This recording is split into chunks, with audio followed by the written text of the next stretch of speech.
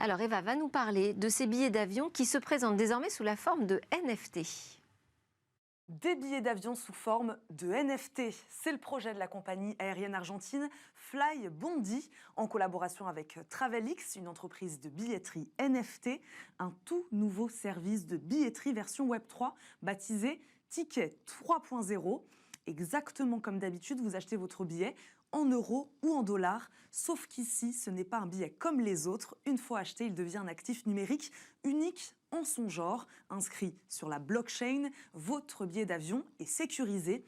Personne ne peut vous le subtiliser.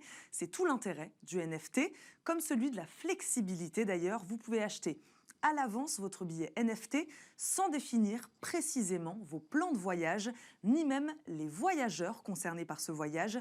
Les billets NFT permettent de changer de nom ou encore de transférer et de vendre son NFT ticket à sa guise. Comme vous pouvez l'imaginer, le projet vient bousculer l'industrie aérienne. Bousculer et inspirer, 60 compagnies aériennes étudieraient actuellement, elles aussi, le cas d'utilisation de billets NFT. Alors, les intelligences artificielles, génératives en particulier, ont chassé le buzz des NFT. Pour autant, ça continue à être un sujet intéressant. Oui, on peut imaginer sur ce côté, entre guillemets, de la propriété intellectuelle, comment en gros aider un ingénieur ou aider tout un chacun, en fait, lorsqu'il va créer beaucoup de choses avec des IA génératives, comment l'aider à aller certifier que c'est bien lui qui est à l'origine de telle et telle génération. On peut imaginer que le Web3, avec les NFT et autres, soit un élément de réponse. Remettre au centre la question de la propriété et du droit d'auteur. C'est ce qui vous intéresse aussi du côté des NFT ? Oui, en fait, non, mais il y a un intérêt important. On parle beaucoup des images, justement, qui sont générées, de déterminer la traçabilité d'une image, savoir si elle est vraie ou pas vraie, par exemple.